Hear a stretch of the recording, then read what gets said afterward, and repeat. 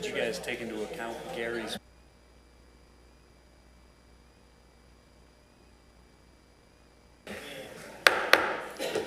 All right, it is 6:30. We will go ahead and call this meeting to order. I will start the vote. If you would please do so for roll call.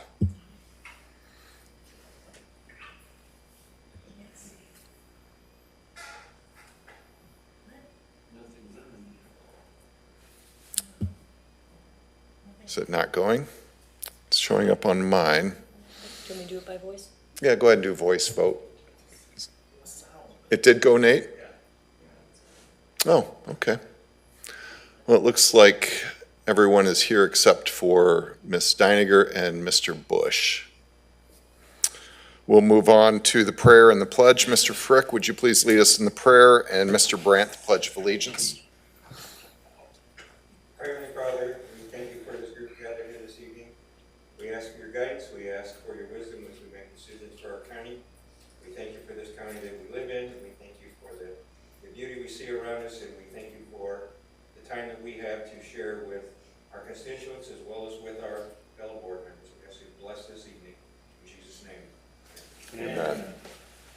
I pledge allegiance to the flag of the United States of America and to the republic for which it stands, one nation, under God, indivisible, with liberty and justice for all. All right, can I get a motion to approve the agenda, please? By Mr. Modero, seconded by Mr. Jogerst. Any discussion on the agenda? Seeing none, you may go ahead and vote. Hold on a minute, the line's not working. It says here, no delegate was assigned to this seat. Madam Clerk, would you call roll, please?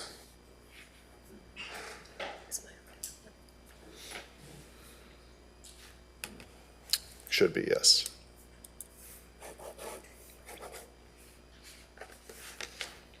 Adam Modero. Aye. Larry Jogers. Scott Helms. Aye. Jackie DeMeester. Nicole Baker. Steve Frick. Yes. Brian Brandt. Aye. Tim Whalen. Yes, ma'am. Samuel Newton. Luann Hayes. Todd McKenna. Aye. William Hadley. Aye. Dale Diddens. Aye. Lynette Williams.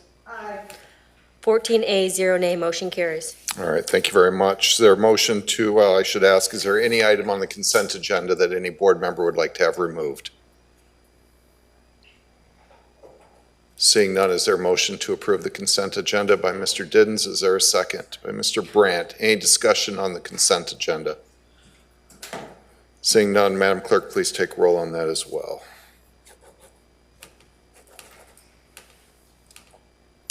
Dale Diddens. Aye. Lynette Williams. Aye. Adam Modero. Aye. Larry Jogers. Aye. Scott Helms. Aye. Jackie DeMeester. Nicole Baker. Steve Frick. Yes. Brian Brandt. Aye. Tim Whalen. Yes, ma'am. Samuel Newton. Aye. Luann Hayes. Todd McKenna. William Hadley. Yes. 14A, 0 nay, motion carries. Okay, is there any public comment tonight?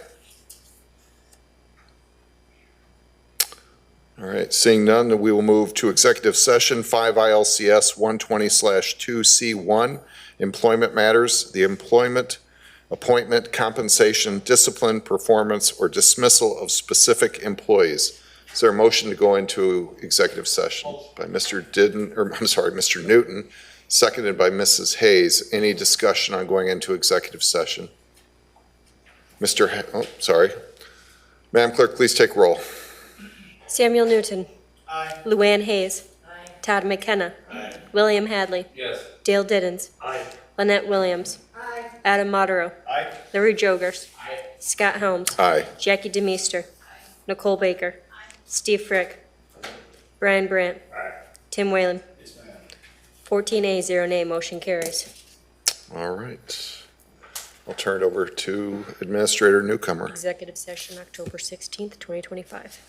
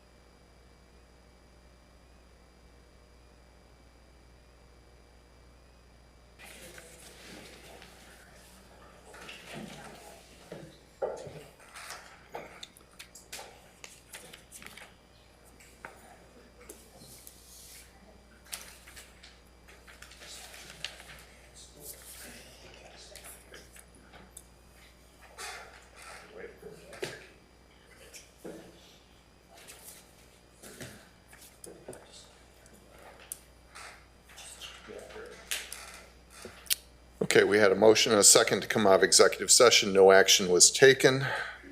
Next item is approval of employment agreement for the director of the Stephenson County Emergency Management Agency. Mr. Bush.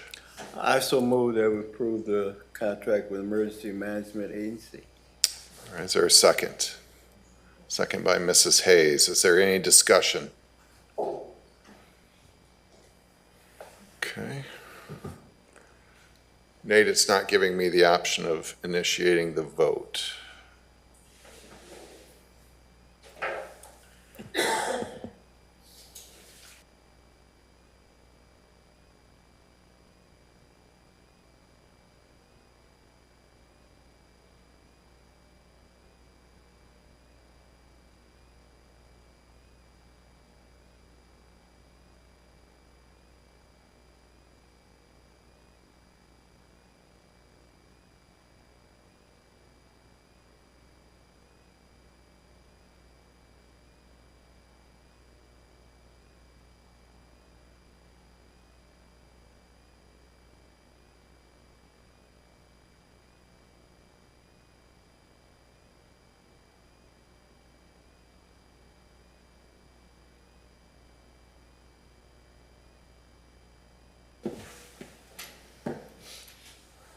If you wouldn't mind pulling that microphone down just a little bit closer to you. Thank Sure. you.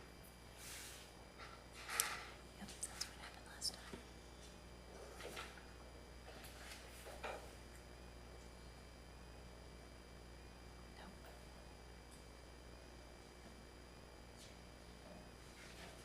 Go ahead. You want me to start?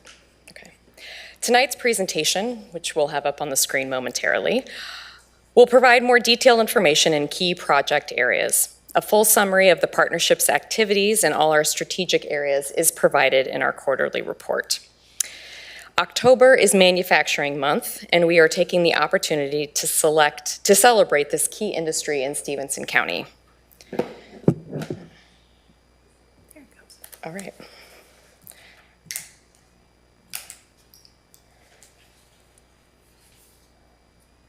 Click this. Okay.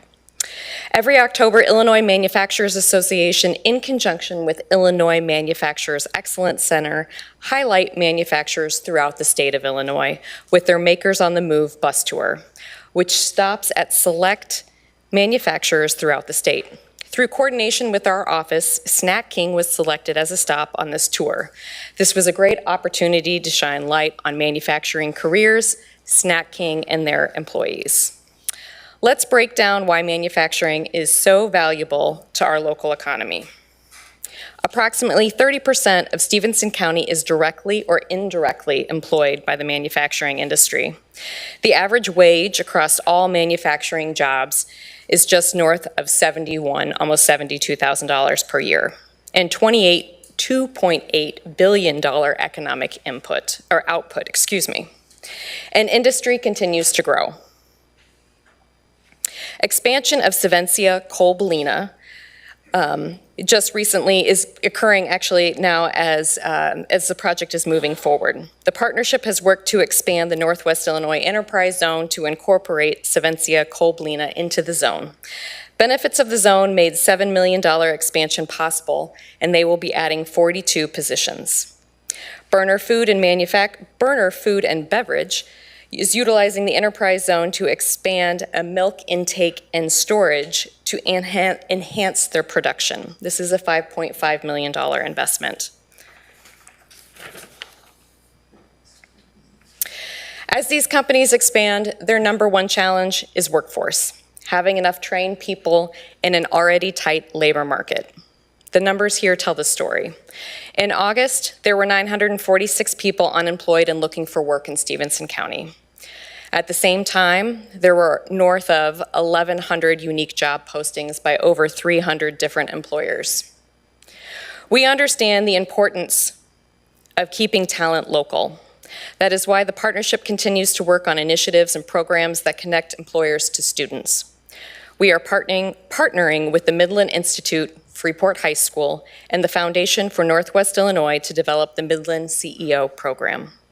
The CEO program will launch fall of 2026 and build entrepreneurial and leadership skills in high school juniors and seniors, teaching them to develop their own businesses while developing mentorship relationships with local business leaders. We know students that develop these relationships are more likely to stay in area post-graduation. On October 31st, area high school students will tour local manufacturing facilities and learn about available career pathways. This is a great opportunity for students to gain exposure to manufacturing and to see what really goes on in many of these buildings they drive past every day. Looking ahead, on November 12th, Highland and area high schools have joined forces to offer a joint career and job fair. We are working with local employers to make sure they take advantage of this opportunity to get in front of soon-to-be graduates. Additionally, the partnership is working with the Yield Program and the Awaken Foundation to explore how the program could be expanded to incorporate desired manufacturing-related skill sets to prepare students to enter a career in manufacturing. Now I'll turn the presentation over to Nicole to discuss talent attraction strategies.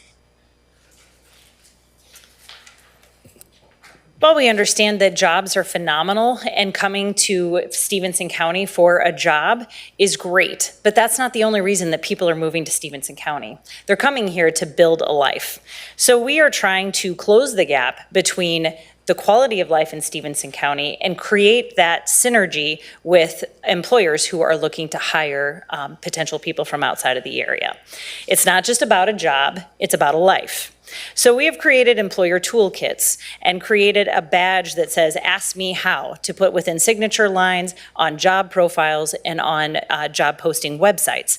So that as people are looking at a job within this area, when they click on this link, it will tell them more about Stephenson County and all of the things that go into quality of life, such as housing, healthcare, childcare. We know there are opportunities in these areas, but it's still something we need to connect. It's not just about the job.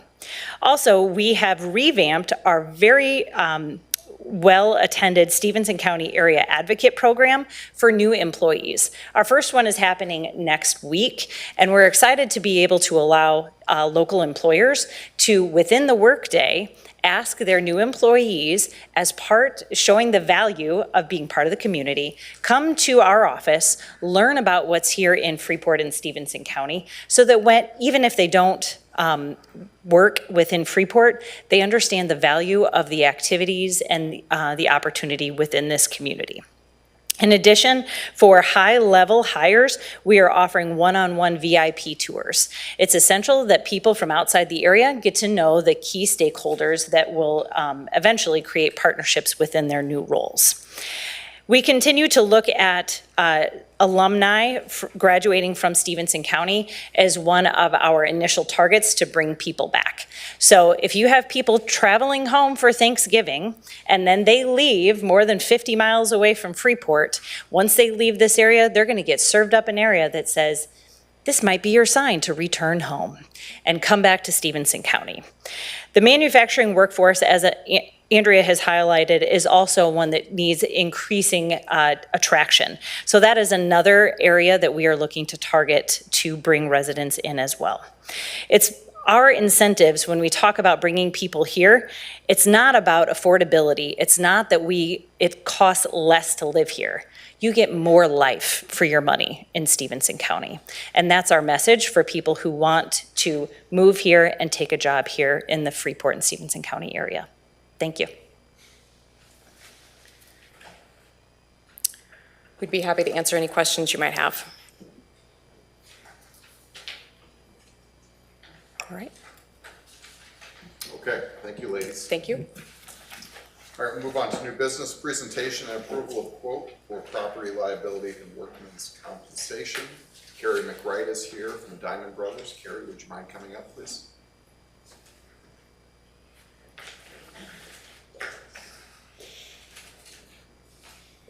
Thank you for coming.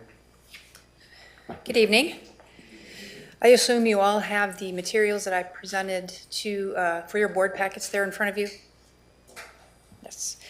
So the first item on the agenda is the property casualty and workers' compensation renewal for the county. In front of you, you can see premiums going back to 2023, 24, all the way until current. We are recommending that we stay with the current insurance carrier, and you can see the premiums there on the rightmost side. Those premiums include liability coverages for the nursing home, and we recommend keeping those while this sale is being finalized. The management company has taken full management of the nursing home. The liability coverages remaining with the county is kind of a fallback fail-safe in case there were a lawsuit. Is there any questions on that? Another comment I will make is you can see the progression of the premiums back from 2023 until today. That is what I call prevention being the best insurance. We have worked really, really hard in getting safety programming and department heads engaged in safety, and you can see that the premiums are down now over $100,000 from 2 renewal periods ago. So we're really proud of that work. Any questions?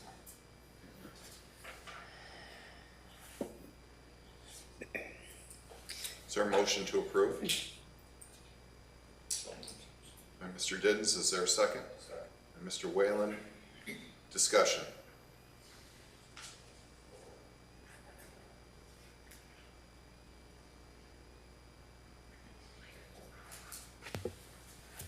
Any discussion on that?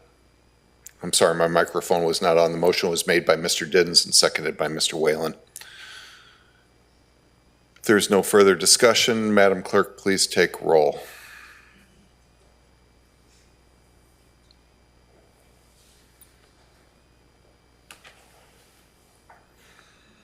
Dale Diddens. Aye. Lynette Williams. Aye. Adam Modero. Aye. Larry Jogers. Aye. Scott Helms. Aye. Jackie DeMeester. Nicole Baker.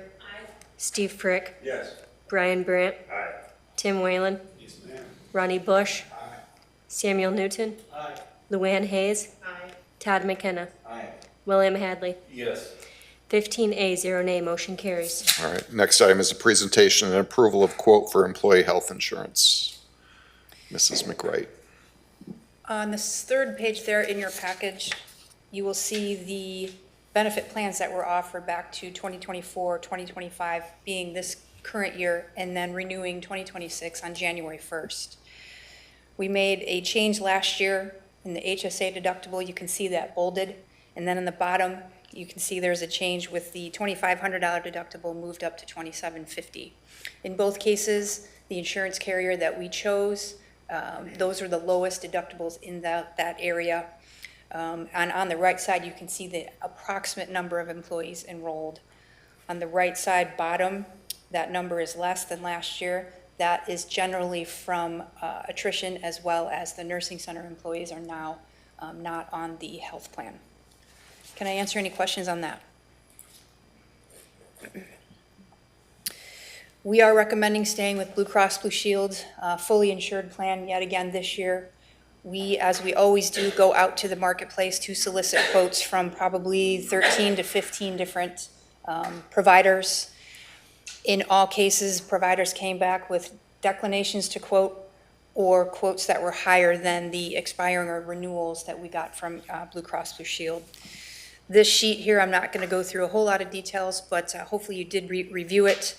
There still are a lot of high-cost claimants and claims on the plan that Blue Cross Blue Shield will be trying to get back premiums for. If we go through claims history, the claims paid on Stephenson County outweigh or more than the premiums collected. So this is just a progression of premiums trying to get that back. I will say that this renewal being about 16-ish% increase over last year, including the ancillary discount, is a very good renewal, believe it or not. Most of the self-insured Blue Cross Blue Shield plans that I'm presenting to the rest of my clients are up over 20%. And that is the environment that it is today. Again, I kind of made a comment earlier about property casualty and work comp. Prevention is the best insurance, and you can see the migration from the premiums going down over the last several years. We are really trying to do that here with the health plan. Again, prevention being the best insurance. I will flip to the next page. The next page, again, I'm not going to go into a whole lot of detail. If you have questions, please ask. These are the rates from last year, or this year we're in, and then the renewal rates starting January 1st. You can see that by plan. The next page, page 6, is the dental. The dental increase is commensurate with the medical increase. It's about 16-17% increase over last year as well. The life, accidental death and dismemberment and vision is flat, same as last year, and that is in a guaranteed program through 2028. So that is good news there. I am now on page 8. Hopefully some of you or all of you have been able to review this before this meeting. I'm going to talk about RX Mapper, which is something we are going to recommend the county invest in. The next page, page 9, I will direct your attention to the top portion. RX Mapper is a DNA sequencing program. RX Mapper has partnered with the Mayo Clinic and has come up with DNA sequencing for particular patients who are on specialty medications, high-cost medications, and have high-cost medical claims. The cost, the initial investment, if we approve 10 people in the county being DNA sequenced, the initial investment, if no one takes advantage of the plan, is around $4,000. It's the top right number on that sheet. If 10 people do go through DNA sequencing, you can see the additional cost there. And so the total cost, if all 10 people go through actual DNA sequencing, is $13,000.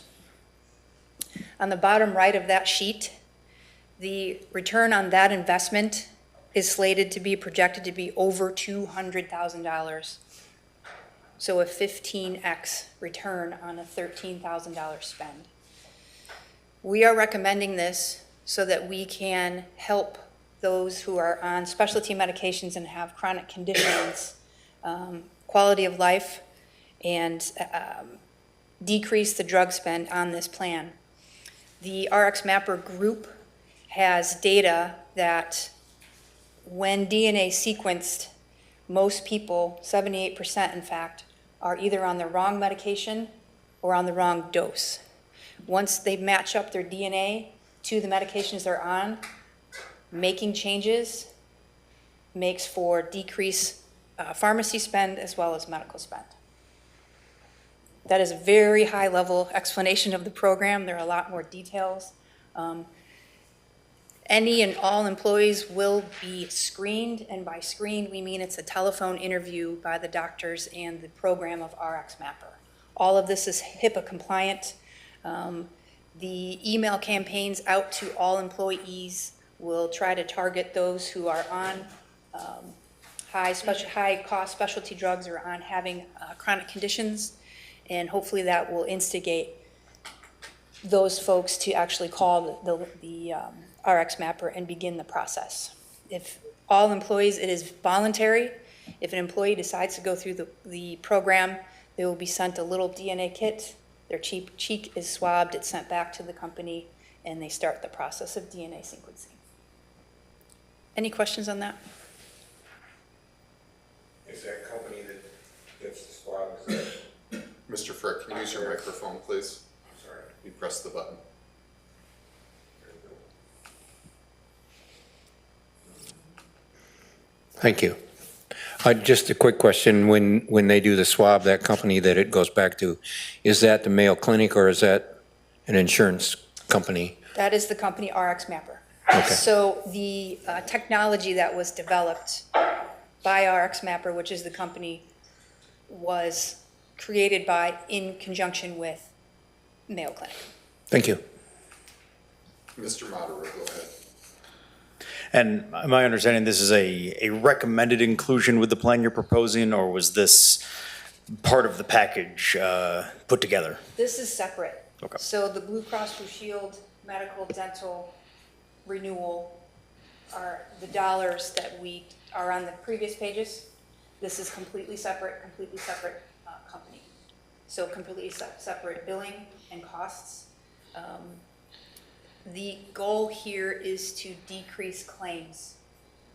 It is, I want to be very, very clear about this. So the theoretical, we're recommending to approve up to 10 people going through DNA sequencing. So the max cost, if up to 10 people are approved, is that $13,000 figure.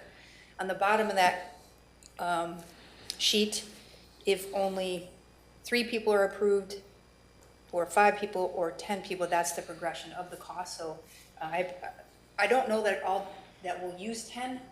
We might use 6 or 5 or 4, and that'll be cheaper, but the max cost in this investment will be $13,000, with the eventual hope of saving $200,000 in claims. The $200,000 in claims, this is a long game. It's gonna take 3 to 5 years for those claims to be impacting the plan. The plan is to try to get claims down so that we can have other options for health insurance. If our claims are lower than our premiums, then we can go out and maybe get a level funded plan or a self-insured plan. The idea is to try to get the employee population and their dependents on the plan healthier. Does that answer your question? Yeah, yes, thank you. Anything else, Mr. Moderate? No, good. Mr. Hadley, go ahead. Yes, I did a little research on this company. How many companies are out there like this? None. Okay, this is the only company. It's a That I'm newer aware of. company. They started this in 2018. Yeah, 2018, and about 29 employees. I hear they have some lawsuit problems out in California right now, but I didn't read much into that. But, and then I wanted, can I follow up with, to go back to, so if we approve the medical thing tonight, what are we approving, the 4,655,527? Yes, What was last year's? around 4 million. Okay, and we got 27 employees less then. Yes. Does that count towards anything? I mean, are they aware that we have less employees now? Yes, they are. We originally solicited quotes based on the higher employee count. Once I'll say sale was finalized, then we went back and said, lowered it. The census was lowered. So it was around, the employee count is fluid. I will say it averages around 190-ish, give or take. And right now we're assuming 170, give or take. Okay, thank you. That's all I have, Chairman. All right, thank you, Mr. Hadley. Ms. Williams, go ahead. I have a question. Are all of these costs for the insurance borne by the county per employee, or is there an employee portion? Yes, sorry, I did not mention that. The county kicks in, it depends on which contract employees are on. The county kicks in anywhere between, correct me if I'm wrong, 75-ish to 77% to 80% of the employee and dependent. January 1st, it goes to 24%. So their cost is 24%? yes, The employee cost is 24%? On the medical plan, and the cost on the dental plan is 24%? Is that correct? Now, the RX Mapper plan, was the county going to pay that entire amount? Yes. that's what I'm proposing, yes. Thank you. Anything else, Mrs. Williams? No. All right, see no more questions.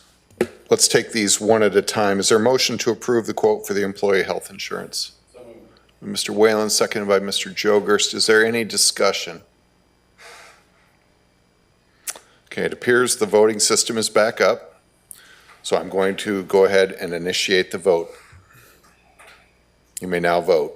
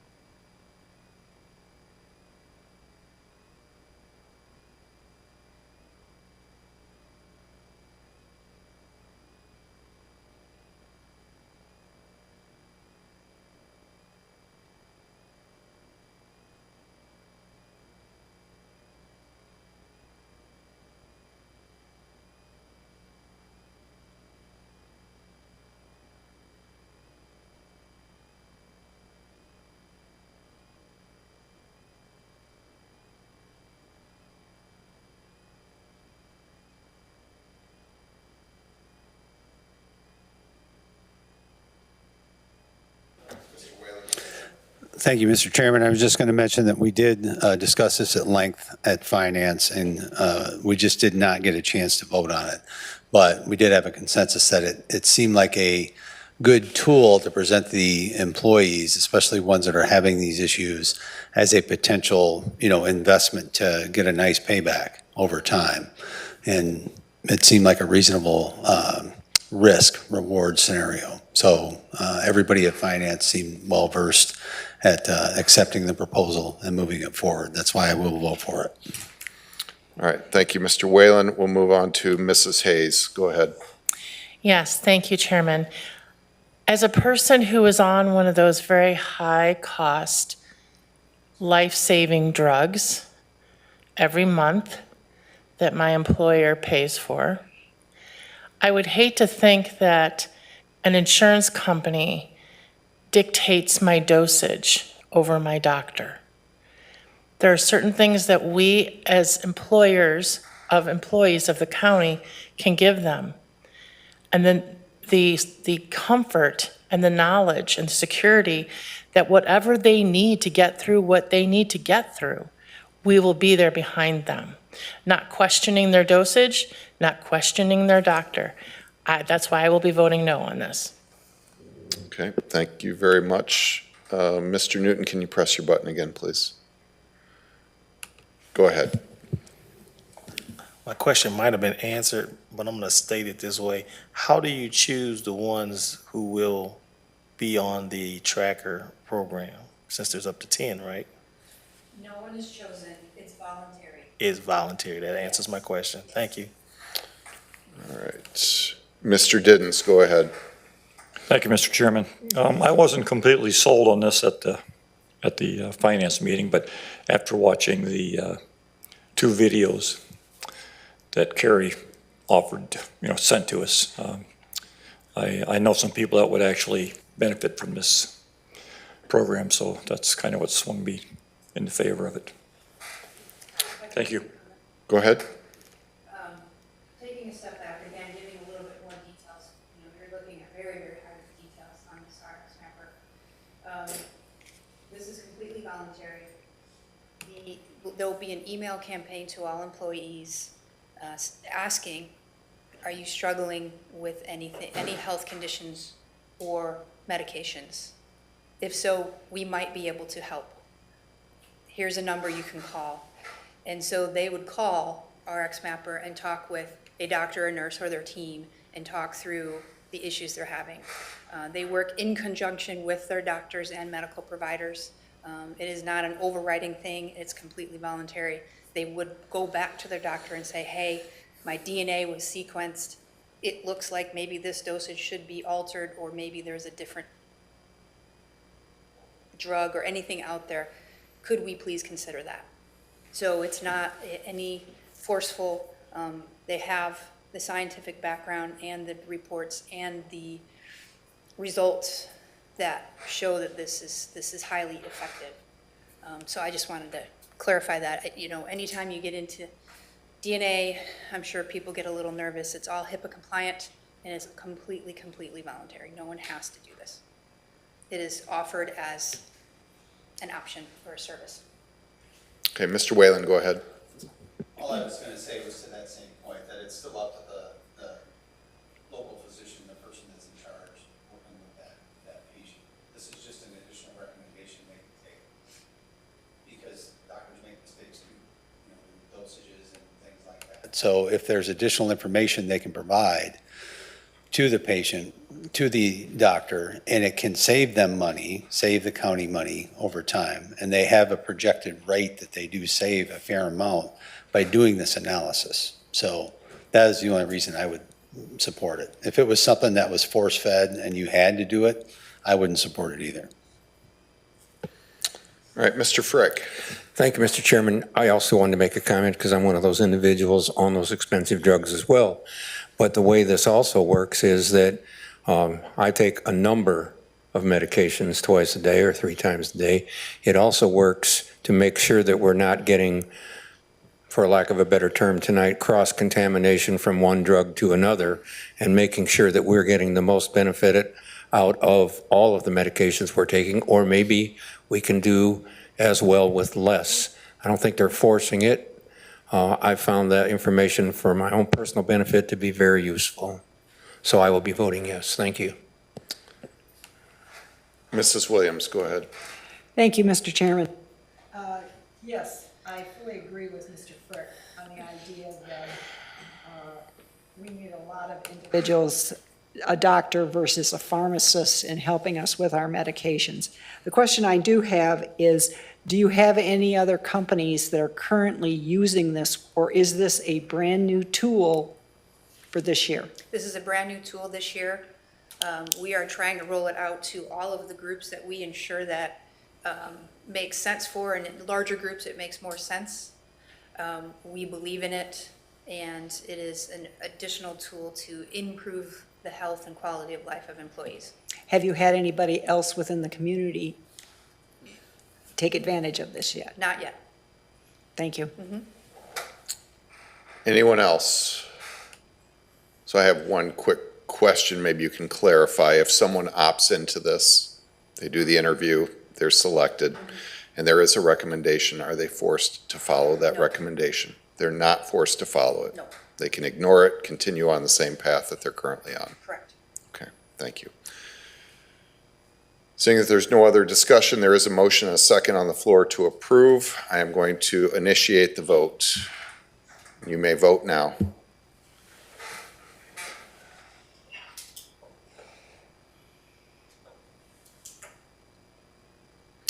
And that passes 12-3. The no votes are Demeester, Mr. Hadley, and Mrs. Hayes. So that does pass. Anything else, Mrs. McWright? Thank you very much for coming. The next item I have is to declare a vacancy for the Stephenson County Coroner position. As I'm assuming you all know, Brian Halverson has resigned as Stephenson County Coroner effective October 9th of 2025. This resignation is irrevocable and leaves the county with a vacancy in the office of coroner. In order to fill this vacancy, the county board must first declare the seat vacant, and then we must inform each political central committee. We have formed a search committee, and the county board should declare the office vacant tonight. We're hopeful that we'll have a candidate to approve at next month's meeting. With that, is there a motion to approve the office of the coroner to be vacant? Second. By Mr. Bush, seconded by Mr. Hadley. A few items I did want to just touch on real quick. There was a press release that was sent out on October 14th. Unfortunately, prior to Mr. Halverson's resignation, he did not designate a deputy coroner to act as a acting coroner until his replacement could be appointed. As a result, and pursuant to Illinois State Statute 55 ILCS 5/3-3009, the duties and responsibilities of the coroner temporarily fall upon the office of the sheriff. In accordance with this provision, Sheriff Steve Stovall has exercised his statutory authority to appoint Chief Deputy Coroner Dwayne Coleman as the acting Stephenson County Coroner. Mr. Coleman brings over 30 years of experience as a deputy coroner and will fulfill the official duties of the coroner's office until a replacement is formally appointed and sworn into office. I have put together a team of professionals to serve as a selection committee. It will be led by Mr. Bush as the chairperson of the Oversight Committee. He will also serve as chairman of that selection committee. Other members that are going to be on that are Mr. Hadley, thank you for volunteering for that. Stephenson County Sheriff Steve Stovall, Interim Police Chief Travis Davis, and Robert Burke of Burke Tubbs Funeral Home. I want to especially thank Mr. Hadley for coming forward with a lot of pertinent information that made this entire process a lot simpler. There was information that we did not have that Mr. Hadley was privy to. Unfortunately, he had to do the same thing several years back, if you remember, when Tim Lemon resigned. So, Mr. Hadley, thank you again for your help with that. I greatly appreciate it. I also appreciate you being willing to serve on that committee. So we have a motion and a second to declare the vacancy. I am going to go ahead and initiate the vote for that. You may now vote.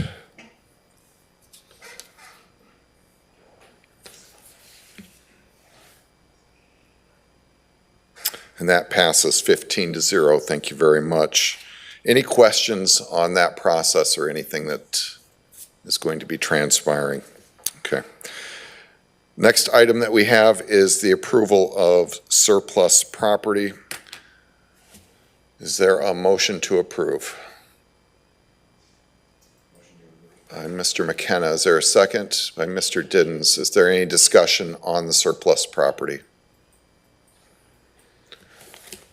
Mr. Whalen, go ahead. Thank you, Mr. Chairman. I'm not understanding one part of this. If you look at page, I don't know what page I'm on. Let's see, 1, 2, 3, 4, 5. Page 6, it goes through the list of these surplus properties, but it says on there pending additional review.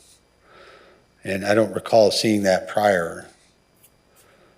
So I don't understand that from the standpoint of, are these properties in fact ready to be sold and we need to approve the sale, or is there still additional review that needs to be done on these?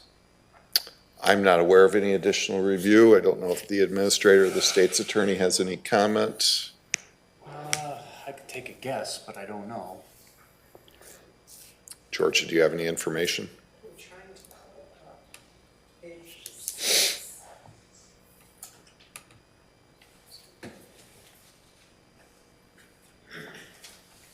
And obviously, we were not able to get to these at finance on Friday, so I'm sure that would have come up at that time. Well, one thing I would say is I do know that there were a couple of, and it looks like I've just got some confirmation that this is in fact the case. The pending additional review is not all of the properties on that page. It's just a couple of the properties. And there was one kind of legal question with respect to those properties. I looked into it a little bit, spoke with the treasurer about it. I think she'd like me to look into it a little bit more so that we get into a more definitive answer. So with respect to those couple of properties, they've been delayed till next month. But I think I would guess that this pending additional review is over the properties that are out, and so only the properties you see there would be the ones you vote. Only the properties that have a resolution statement along with that list. Okay, thank you for that clarification. Mr. Newton, I'm sorry, I had Georgia. Did you have anything else? Okay, any other discussion? Okay, I'll go ahead and initiate the vote, and you may now vote.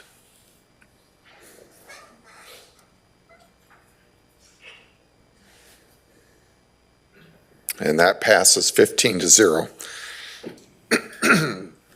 Next item is the approval of bids for purchase of surplus copiers and printers. I believe that was in your packet as well. Is there a motion to approve? By Mr. Brandt, is there a second? By Mrs. Baker, is there any discussion? Seeing none, you may go ahead and vote.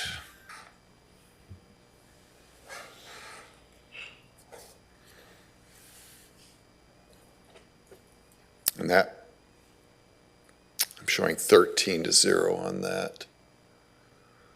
No, that passes. We'll move on now to the zoning report. Director Williams, would you mind coming up, please?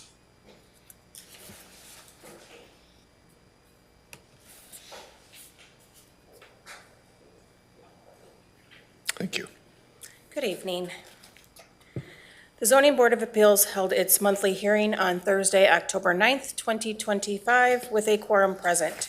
The only hearing for the evening was for Lance Molitor, Precision Landscape, Inc., who is requesting a map amendment to change the zoning from R1 to M1, located at Pearl Street, Elroy, Illinois. Testimony was presented. There were no objectors, and the ZBA voted 4-0 to recommend approval by this board. Is there a motion to approve? By Mr. Jogerst, is there a second? By Mr. Brandt, is there any discussion? Seeing none, you may go ahead and vote.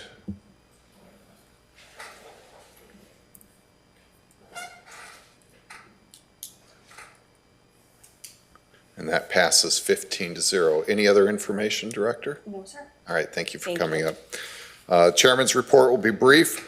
I want to personally congratulate Adam Modero and Assistant State's Attorney Tom Madigan for their upcoming graduation for the Leadership Institute that's being done down in Springfield on Friday. So congratulations, appreciate you going through that. The county will be better for it, so thank you for volunteering on that.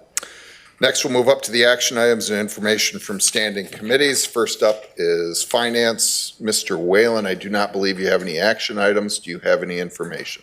Mr. Chairman, we did make it through about half the budget items. We got about half to go in 3 hours last Friday. We are meeting again on the, we postponed until, or whatever the word is for it, until October the 28th, I believe. 28th, yes, at 6 o'clock.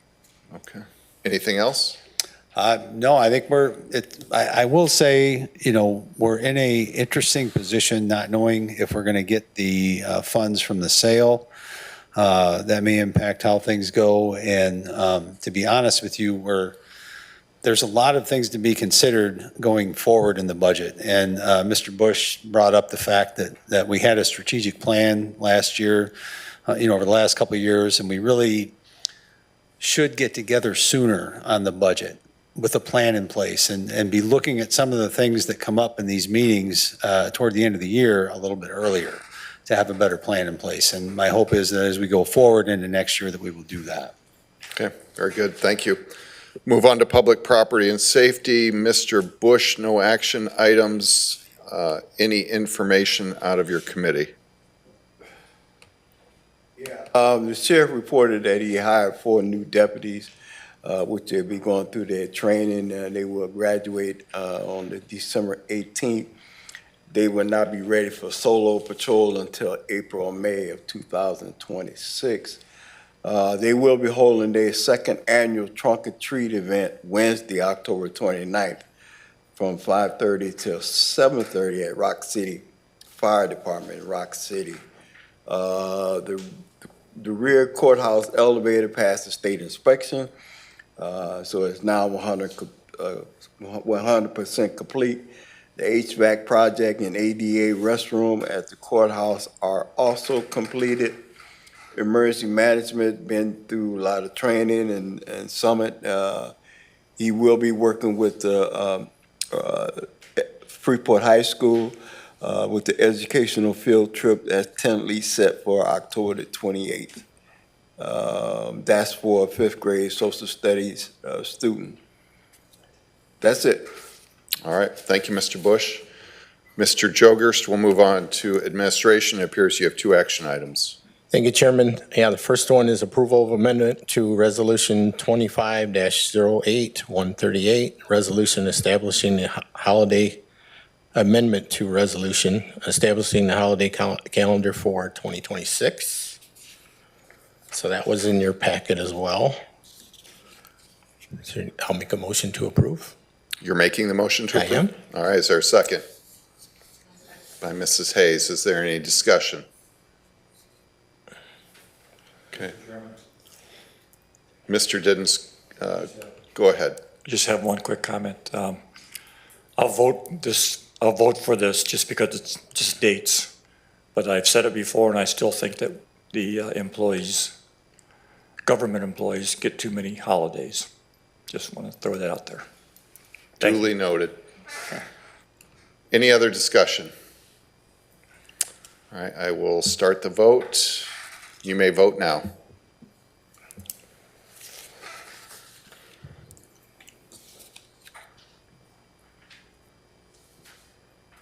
And that passes 15-0. Mr. Jogers, your next item, please. Yeah, approval of county board and committee meeting calendar for 2026.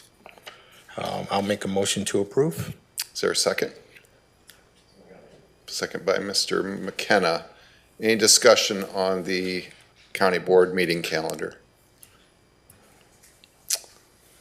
All right, seeing none, you may vote.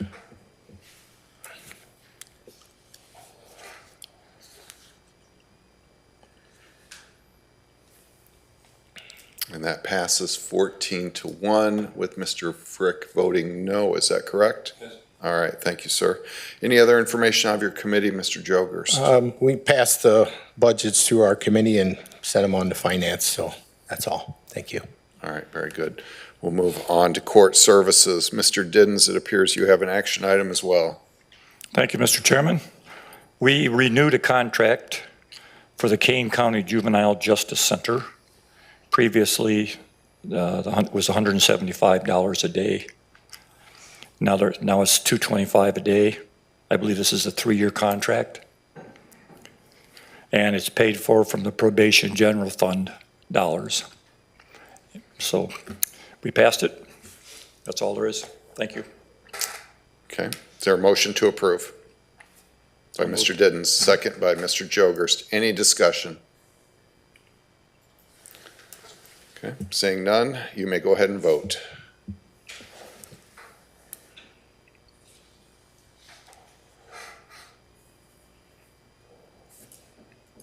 And that passes 15-0. Mr. Diddens, any other information out of your committee? No, we worked on budgets. I think we've gotten through all of them now, so. Okay, very Thank good. We'll move on to nursing. Mrs. Baker, no action items, any information? Yes, so Scott's last day was October 3rd. He accepted a position that was very close to his house, so I wouldn't put him. Monica stepped in, and she is training with their sister locations. Each one has been there, I think, twice a week. Agencies has been cut as they moved all units to one side of the building. They're still waiting the red line agreement from the union, and remodeling is almost completed on the north end. Once completed, they will move to the main entrance, and then census is 55. What was the census number? 55. 55, all right, great. Thank you very much. We'll move on to planning and development. Mr. Frick, no action items, any information? No action items. Thank you, Mr. Chairman. No action items. We've been working on budgets as well. We also have a lot of discussion on the employment vacancies and the employment need in our county as we look to filling those positions, but also providing people that don't have jobs with jobs. And it's good discussion, and we're glad to see that we have employers in our county that are wanting to do that as well. That's all I have. Thank you. All right, thank you very much. On to Public Works. Mr. Brandt, no action items, any information? Just a quick comment, Mr. Chairman, thank you. We still have plenty of cats and dogs that are looking for their forever home. So a quick update on the inventory, 14 cats and 19 dogs, so hurry. Yeah, they're going fast. I did hear a rumor your wife is looking for a cat or two? Strictly a rumor, yes. Okay. Thank you, Mr. Chairman. Thank you very much. All right, with that, we are at the end of the agenda. Is there a motion to adjourn until November 10th? Motion by Mr. Bush, second by Mrs. Hayes. Everyone, please vote. That is Tom Brady-like accuracy, Chairman. Within 5 minutes. That passes 14-0. Thank you, everyone.